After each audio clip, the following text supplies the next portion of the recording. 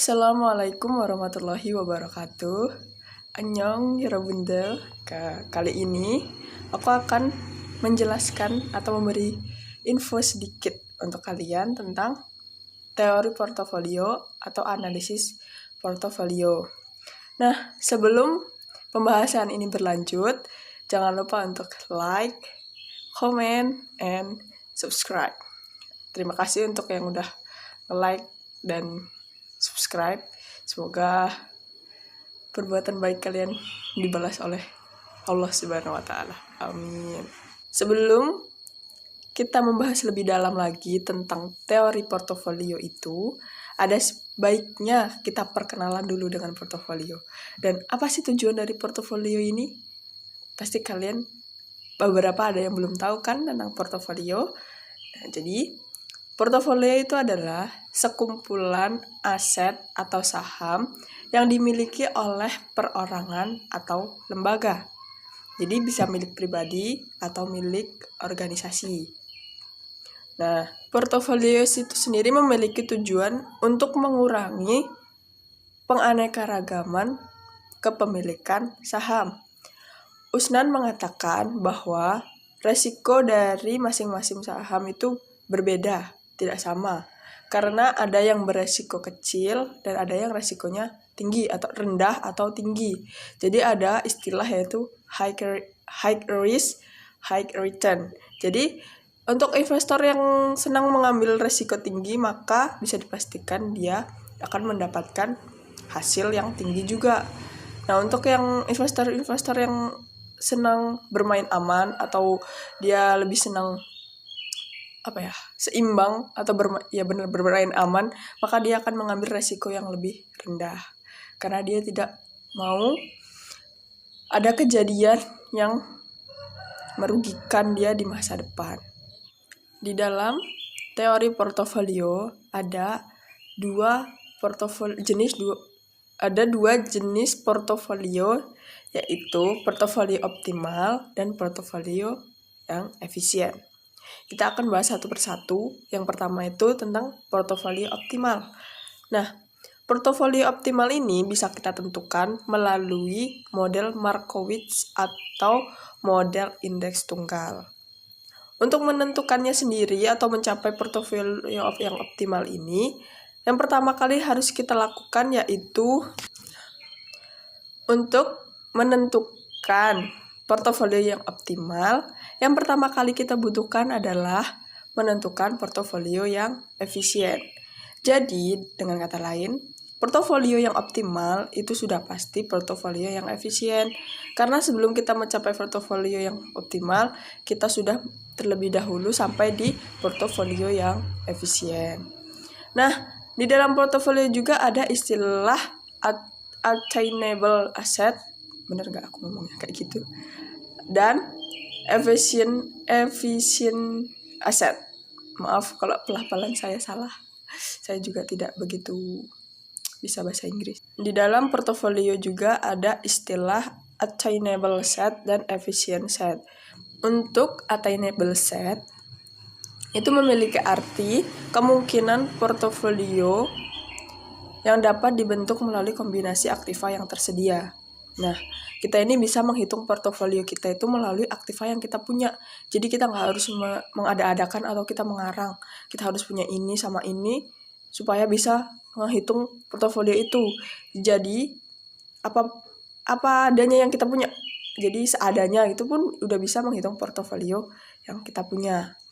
Nah, itu yang disebut dengan attainable set. Semua titik yang ada di attainable set itu memiliki dua kemungkinan. Yang pertama itu kemungkinan portofolio yang efisien, dan yang kedua kemungkinan portofolio yang tidak efisien. Nah, untuk para investor yang rasional itu dia akan lebih memilih portofolio yang efisien karena mereka mungkin lebih suka resiko yang tinggi atau lebih suka mengambil tantangan gitu. Nah, jadi kumpulan dari portofolio yang efisien ini disebut dengan efficient set. kita lanjut ke pembahasan yang kedua, yaitu tentang portofolio yang efisien. Jadi, portofolio yang efisien ini memiliki arti yaitu portofolio yang baik tetapi bukan yang terbaik. Jadi portofolio efisien ini sudah pasti baik, tapi belum tentu yang terbaik. Karena portofolio yang terbaik itu adalah portofolio yang optimal, yang pertama kali kita bahas tadi. Jadi gini, portofolio yang optimal itu sudah pasti portofolio yang efisien. Tetapi portofolio yang efisien itu belum tentu dia portofolio yang optimal. Nah, menurut buku yang saya baca, untuk menjelaskan portofolio yang efisien ini, kita itu menggunakan orang yang rasional. Nah, dari tadi kan aku udah nyebutin tuh investor yang rasional, dan sekarang ini orang yang rasional. Jadi, apa sih sebenarnya orang atau investor yang rasional ini? Nah, orang yang rasional atau investor yang rasional ini adalah orang-orang yang lebih suka mengambil resiko yang tinggi atau orang-orang yang lebih suka tantangan. Dia ditantang itu tuh lebih suka gitu daripada orang-orang yang bermain aman. Jadi dia akan mengambil yang lebih daripada yang kurang. Nah, contohnya gini, ini dalam kondisi yang sama, kondisi kerja yang sama, resiko yang sama, dia setiap bulannya itu mendapatkan gaji 3 juta atau 2 juta. Nah, orang yang rasional ini atau investor yang rasional ini pasti dia akan mengambil upah atau gaji yang 3 juta padahal kondisi kerja atau resiko yang sama juga. Nah, untuk kalian memilih yang mana? Kalian itu termasuk orang yang rasional atau tidak rasional? Udah pastilah memilih yang lebih banyak ya kan, supaya kebutuhan kita tuh setiap bulannya bisa terpenuhi. Iya enggak? Ngomong apa aku? Untuk investor yang rasional itu sudah pasti akan memilih portofolio yang efisien ini, karena portofolio efisien ini mengoptimalkan satu dari 2 dimensi, yaitu return ekspektasi dan resiko portofolio.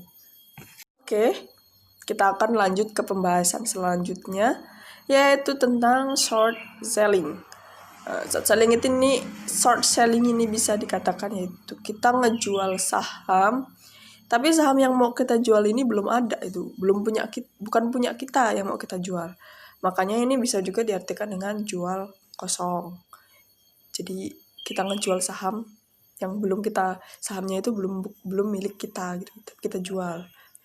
Dengan catatan, tetapi dengan catatan nggak semua perusahaan sekuritas atau broker ini bisa ngelakuin short selling.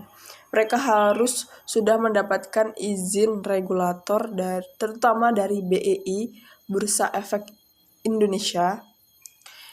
Pada umumnya sih ini terkait dengan permodalan atau berhubungan dengan duit lah ya.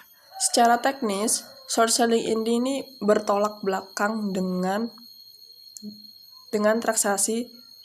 Secara teknis, short selling ini sangat bertolak belakang dengan transaksi saham pada umumnya.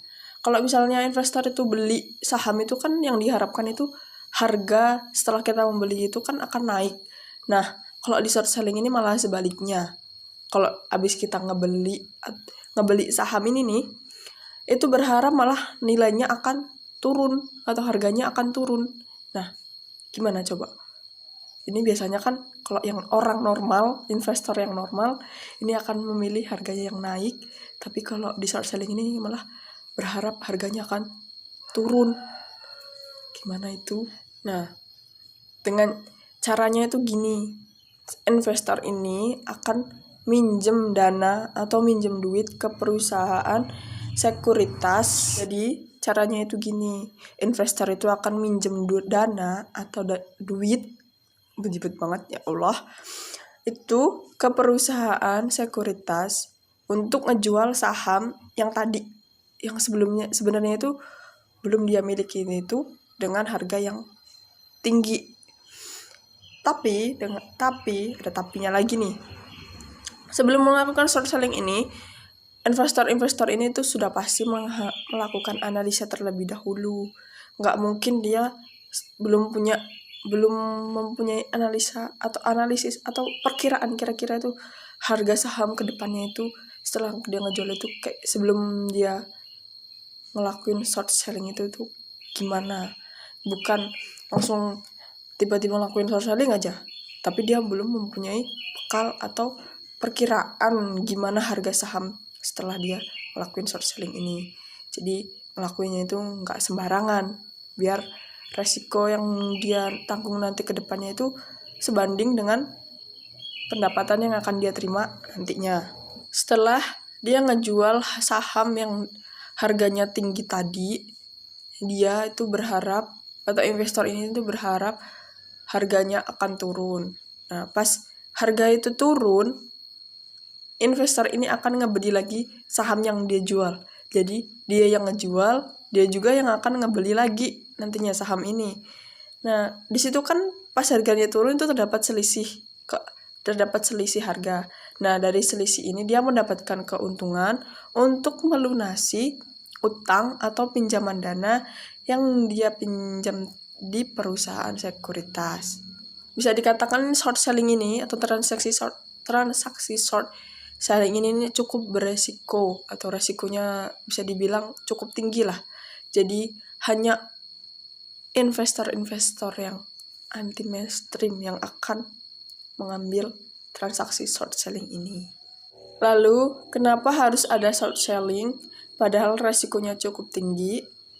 Ya, tidak lain dan tidak bukan, yaitu adalah opsi lain atau cara lain untuk mendapatkan keuntungan di pasar. Atau ini cara lain untuk mendapatkan harga saham yang murah, tetapi waktu kita ngejualnya nanti itu dengan harga yang tinggi. Padahal saham yang mau kita jual tadi itu belum punya kita atau belum hak milik kita. Tapi bukan juga kita maling dari punya orang lain. Itu dosa. Jadi gini contohnya nih. Contohnya yaitu pada hari Senin pas pasar saham ini dibuka, harga sahamnya ini sekitar $44,50. Nah, dalam harga, jadi contoh dari short selling itu begini. Waktu pas pasar saham ini buka pada hari Senin, harga saham itu sekitar $44,50. Jadi jika pedagang ini yakin bahwa harganya akan naik sekitar 45,50%, maka dia akan menjual harga. Jadi contoh dari short selling ini yaitu gini kira-kira. Waktu pasar saham ini buka pada hari Senin, harga saham itu diperkirakan sekitar 44,50%. Nah, jika pedagang ini yakin, jika pedagang ini yakin nantinya harga saham ini akan naik sekitar 45,50%, maka pedagang atau investor ini akan menjual sahamnya dan dia akan memiliki keuntungan sebesar $1 dari setiap unit yang terjual. Nah, jika diperkirakan harga saham ini akan turun nantinya, dia akan berperan sebagai pembeli. Jadi di short selling ini, investor bisa memerankan dua peran. Yang pertama, penjual dan pembeli. Jika harganya naik, dia akan berperan sebagai penjual. Jika harganya turun, dia akan berperan sebagai pembeli. Bisa dikatakan dia yang ngejual, dia juga nanti yang ngebeli. Gitu. Sekian penjelasan dari saya tentang teori portofolio atau analisis portofolio ini. Semoga bisa bermanfaat bagi kalian yang menonton video ini. Nah, jika tadi ada informasi yang salah yang saya sampaikan, saya mohon maaf. Josungamita.